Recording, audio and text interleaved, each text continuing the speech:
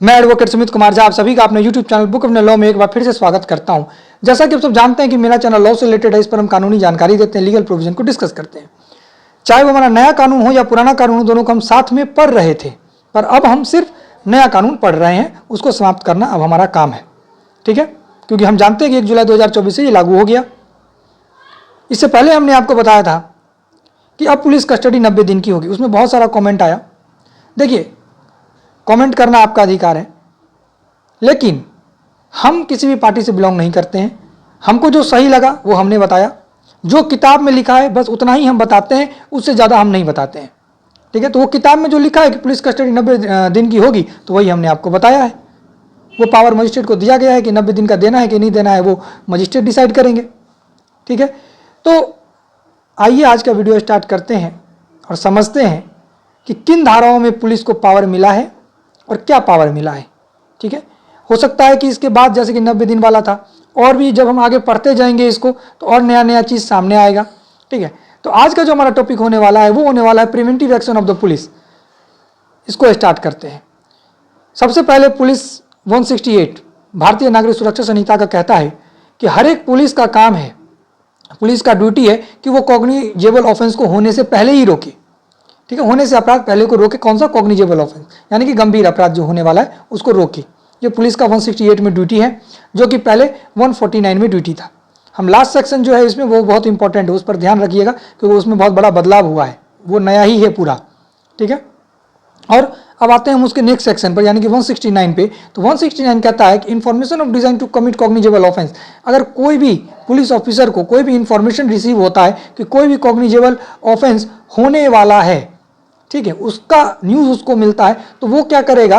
Police officer या तो अपने ऑफिसर को बता देगा जिसका वो सब ऑर्डिनेट है, ठीक है, और तुरंत उसका रोकने के लिए निकलेगा, या फिर ऐसे व्यक्ति को बताएगा जो तुरंत कॉग्निजेंस लेकर के उसको प्रिवेंट कर सके, रोक सके। ठीक है, तो ये पहले 150 सीआरपीसी में था, यही बात सेम एज इट इज 169 में है।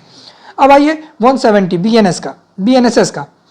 ठीक है, arrest to prevent commission of cognizable offence, ये पहले भी था, अभी भी है, कि अगर पुलिस को लगता है कि कॉग्निजेबल ऑफेंस होगा, ठीक है, तो उसको रोकने के लिए वो किसी भी व्यक्ति को पहले अरेस्ट कर सकता है। ठीक है, बिना वारंट के। अगर बिना वारंट के उस केस में अरेस्ट कर सकता है जिसमें बिना वारंट के मतलब अपराध होने पर वो अरेस्ट कर सकता है। ठीक है, ये क्लियर हो गया आपको। 170। अब आइए, ये भी पहले था, यानी कि ये 151 सीआरपीसी में पहले था, एज इट इज यहाँ भी है। अब आइए 171 बीएनएसएस का, इसमें है prevention of injury to public property, ये भी पहले था 152 में। 172 जो है वो नया है, उस पर हम आते हैं। अभी हम आपको 171 भी बता ही देते हैं। 171 कहता है कि पुलिस का काम है कि कोई पब्लिक प्रॉपर्टी को अगर नुकसान पहुंचा रहा है तो उसको रोके, यानी कि पब्लिक प्रॉपर्टी को नुकसान होने से बचाना किसका काम है? पुलिस का काम है, चाहे वो इमूवेबल प्रॉपर्टी हो या मूवेबल प्रॉपर्टी हो, या तो इससे कोई भी मतलब नहीं है। ठीक है, या कोई नेविगेशन, कोई रास्ता दिखा रहा है, मान के चलिए लेफ्ट जाना है कि राइट जाना है, वो रास्ता दिखा रहा है, कोई व्यक्ति उसको तोड़ देगा। ठीक है, तो ये सब काम पुलिस का है कि वो ऐसा ना होने दे, उसको रोके, पब्लिक प्रॉपर्टी को बचाए। ठीक है, अब नया सेक्शन आ गया। देखिए, जैसे कि 152 में हमने आपको बताया, जो कि 171 में आ गया, यही। अब 153 जो था, इसमें क्या था कि पुलिस कभी भी, यहाँ पर नाप तौल का बात होता है, मेजर का बात होता है, उसमें पुलिस कभी भी किसी के दुकान में घुस सकती थी। ठीक है, उसको इंस्पेक्शन करने के लिए, अगर उसमें गलत कुछ पता चलता था तो पुलिस तुरंत उस माल को सीज कर देती। ठीक है, तो ये अब यहाँ पर हट गया, ये इस प्रिवेंटिव एक्शन के अंदर नहीं आया है।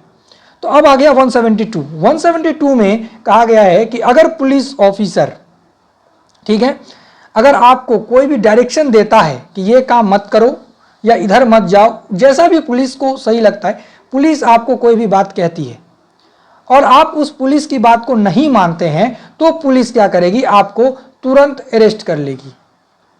ठीक है, आपको अरेस्ट कर लेगी। अरेस्ट करने के बाद पुलिस या तो आपको मजिस्ट्रेट के पास ले जाएगी, या फिर 24 घंटे के अंदर, अगर छोटा मोटा अपराध है, छोटी मोटी बात आपने नहीं मानी है, तो आपको वहीं पर रिलीज कर दिया जाएगा 24 आवर्स के अंदर। मतलब कि पुलिस अगर आपको डायरेक्शन देती है और आप उनके डायरेक्शन को नहीं मानते हैं, तो पुलिस आपको पकड़ करके 24 घंटे के लिए रख सकती है। अगर उनको ठीक लगेगा तो मजिस्ट्रेट सर के सामने ले जाएंगे, अगर 24 घंटे से ज़्यादा उनको रखना है तो, और यदि 24 घंटे में छोड़ देना है तो वो आपको ऐसे ही बिना के मतलब 24 आवर्स के अंदर आपको ऐसे ही रिलीज कर देंगे। ठीक है, समझ में आ गया आपको? यानी कि ये 172 एक नया सेक्शन ऐड हुआ है।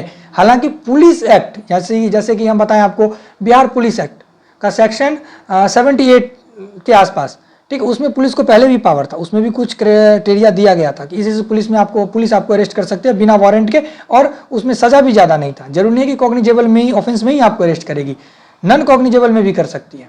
ठीक है, तो अब क्या हुआ कि 172 में ये क्लियर कर दिया गया है कि पुलिस आपको कोई भी बात कहती है, कोई डायरेक्शन देती है, अगर आप नहीं मानते हैं तो अब आपको पुलिस पकड़ करके थाने में बिठा सकती है 24 घंटे तक। 24 घंटे के बाद आपको मजिस्ट्रेट के पास ले जाया जाएगा, अदरवाइज आपको वहीं पर छोड़ दिया जाएगा। ठीक है, तो ये एक तरह से पुलिस का पावर नया आ गया है। अब हम मिलते हैं किसी नेक्स्ट वीडियो में किसी इंपॉर्टेंट टॉपिक के साथ, ऐसे ही किसी टॉपिक के साथ जिसमें लगेगा कि आप तक पहुंचाना जरूरी है। खत्म पूरा करेंगे, तीनों क्रिमिनल लॉज हम खत्म जरूर करेंगे, एकदम इजी वे में करेंगे, एकदम आसान भाषा में करेंगे, कोई चीज़ छूटेगा नहीं, सब आपको समझ में भी आ जाएगा। ठीक है।